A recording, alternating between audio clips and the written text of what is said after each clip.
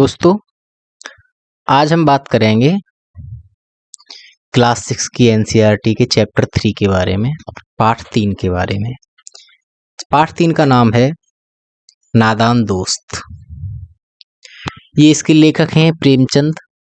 प्रेमचंद जिन्हें उपन्यास सम्राट भी कहा जाता है, उन्हें सब जानते हैं। इन्होंने बहुत अच्छी कहानियाँ लिखी हैं, उपन्यास भी लिखे हैं, गोदान, करमभूमि, करबला, और इनके उपन्यास बहुत ही अच्छे हैं और उन्होंने सर्वश्रेष्ठ कहानियाँ भी लिखी हैं।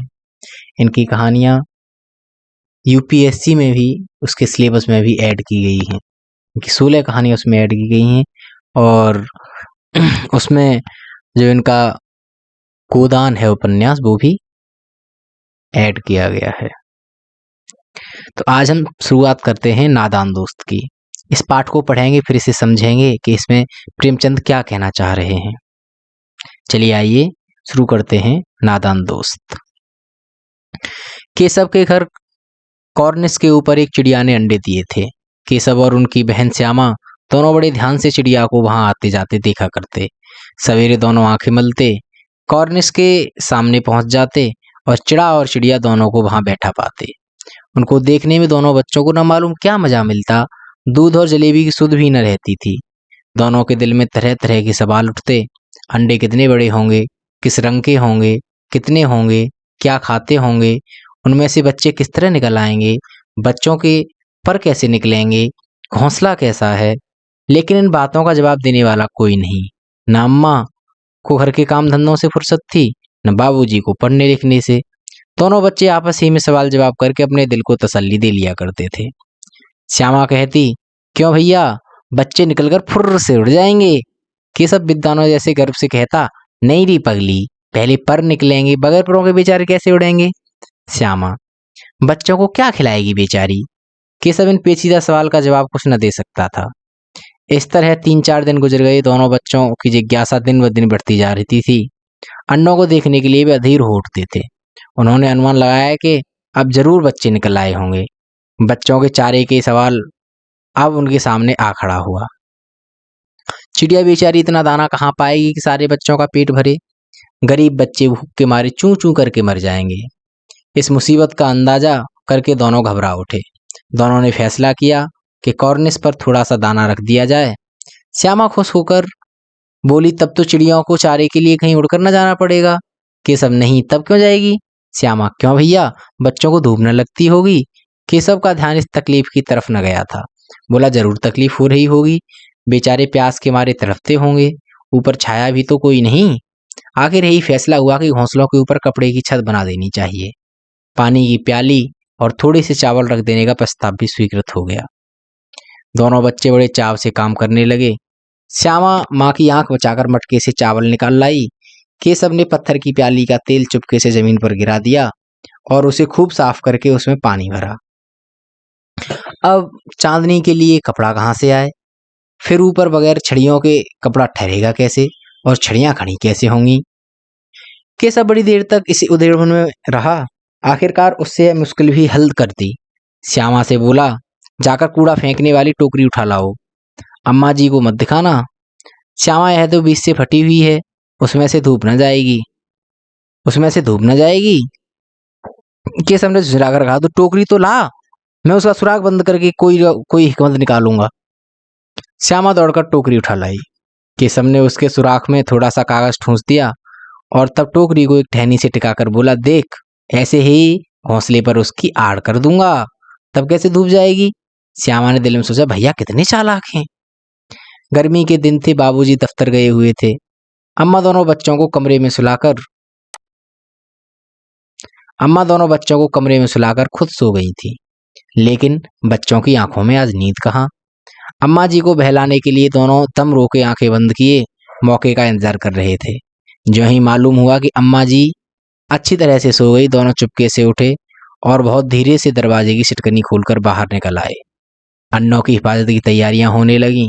केशव कमरे से एक स्टूल उठा लाया, लेकिन जब उससे काम न चला तो नहाने की चौकी लाकर स्टूल के नीचे रखी और डरते डरते स्टूल पर चढ़ा। श्यामा दोनों हाथों से स्टूल पकड़े हुए थी। स्टूल चारों टांगे बराबर न होने के कारण जिस तरफ ज्यादा दबाव पाता था जरा सा हिल जाता था। उस वक्त केशव को कितनी तकलीफ उठानी पड़ती थी, यह उसी का दिल जानता था। दोनों हाथों से कॉर्निस पकड़ लेता और श्यामा को दबी आवाज से डांटता, अच्छी तरह पकड़, वरना उतर कर बहुत मारूंगा। मगर बेचारी श्यामा का दिल तो ऊपर कॉर्निस पर था। बार बार उसका ध्यान उधर चला जाता और हाथ ढीले पड़ जाते। केशव ने ज्यों ही कॉर्निस पर हाथ रखा, दोनों चिड़ियां उड़ गईं।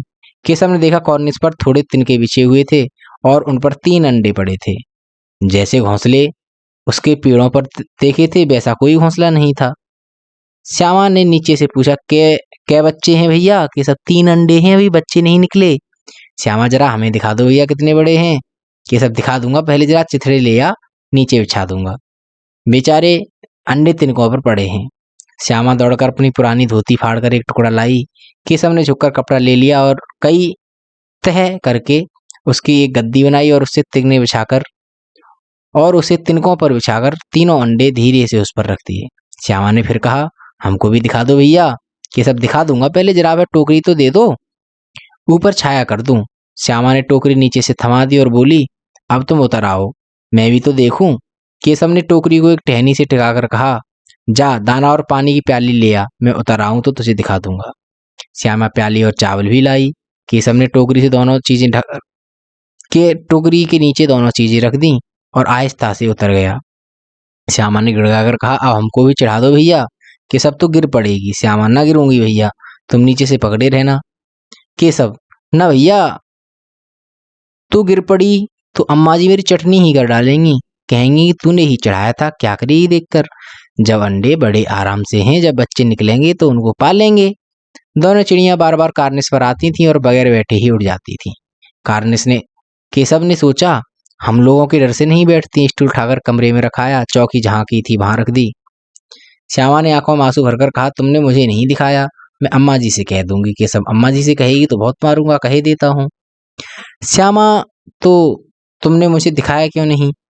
केशव, और गिर पड़ती तो 4 सर न हो जाते। श्यामा, हो जाते तो हो जाते, देख लेना, मैं कह दूंगी।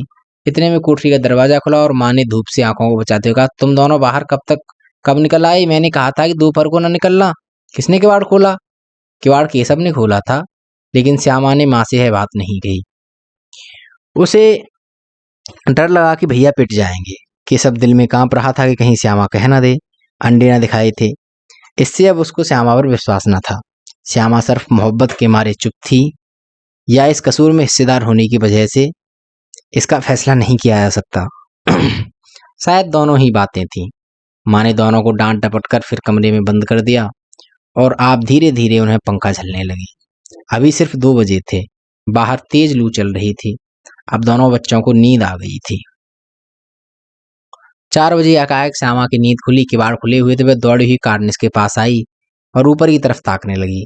टोकरी का पता न था। संयोग से उसकी नजर नीचे गई और उल्टे पांव दौड़ती हुई कमरे में जाकर बोली, भैया अंडे तो नीचे पड़े हैं, बच्चे उड़ गए। केशव घबराकर उठा और दौड़ा बाहर आया तो क्या दिखता है, 3 अंडे नीचे टूटे पड़े हैं और उनसे कोई चूने सी चीज बाहर निकल आई है। पानी की प्याली भी एक तरफ टूटी पड़ी है। उसके चेहरे का रंग उड़ गया। सहमी हुई आंखों से जमीन की तरफ देखने लगा। श्यामा ने पूछा, बच्चे कहाँ उड़ गए भैया? केशव ने करुण स्वर में कहा, अंडे तो फूट गए। श्यामा, और बच्चे कहाँ गए? केशव, तेरे सर में देखती नहीं, अंडों में से उजला उजला पानी निकल आया है, भाई तो 2-4 दिनों में बच्चे बन जाते। माँ ने सोटी हाथ में लिए हुए पूछा, तुम दोनों वहां धूप में क्या कर रहे हो? श्यामा ने कहा, अम्मा जी, चिड़िया के अंडे टूट पड़े हैं। माँ ने आकर टूटे अंडों को देखा और गुस्से से बोली, तुम लोगों ने अंडों को छुआ होगा। अब तो श्यामा को भैया पर जरा भी तरस न आया। उसने शायद अंडों को इस तरह रख दिया कि वह नीचे गिर पड़े। इसकी उसे सजा मिलनी चाहिए, बोली, उन्होंने अंडों को छेड़ा था अम्मा जी। माँ ने केशव से पूछा, क्यों रे? केशव भीगी बिल्ली बना खड़ा रहा। माँ, तू वहां पहुंचा कैसे? श्यामा, चौकी पर स्टूल रखकर चढ़े अम्मा जी। केशव, तो स्टूल थामे नहीं खड़ी थी। श्यामा, तुम्ही ने तो कहा था। माँ, तो इतना बड़ा हुआ, तुझे अभी इतना भी नहीं मालूम कि छूने से चिड़ियों के अंडे गंदे हो जाते हैं? चिड़िया फिर उन्हें नहीं सेती। श्यामा ने डरते डरते पूछा, तो क्या चिड़िया ने अंडे गिरा दिए हैं? अम्मा जी। माँ, और क्या करती? केशव ने, सिर पर इसका पाप पड़ेगा। हाय हाय, 3 जाने ले ली दुष्ट ने। केशव रोनी सूरत बनाकर बोला, मैं तो सिर्फ अंडों की गद्दी पर रख दिया था अम्मा जी। माँ को हंसी आ गई, मगर केशव को कई दिनों तक अपनी गलती का अफसोस होता रहा। अंडों की हिफाजत करने के जोग में उसने उसका सत्यानाश कर डाला था। उसे याद कर दोनों चिड़िया वहां फिर न दिखाई दी। इसके साथ ही पाठ खत्म होता है। इससे हमें पता चलता है, इससे एक चीज तो साफ पड़ती है, नादान की दोस्ती जी का जंजाल। तो इससे हमें यह पता चलता है कि बच्चे नादान होते हैं, लेकिन उसने अच्छे के लिए काम किया, लेकिन उसे नहीं पता था कि ऐसा होगा, और आखिर में ऐसा हो गया। खैर, इसी के साथ हम पाठ को समाप्त करते हैं। हम मिलते हैं अगले पाठ में, यानी चौथे पाठ में। तब तक के लिए ख्याल रखें, मेरे चैनल को सब्सक्राइब करें, लाइक करें और वीडियो को शेयर करें, ताकि दूसरे भी लोग इस चीज़ को पढ़ सकें। धन्यवाद।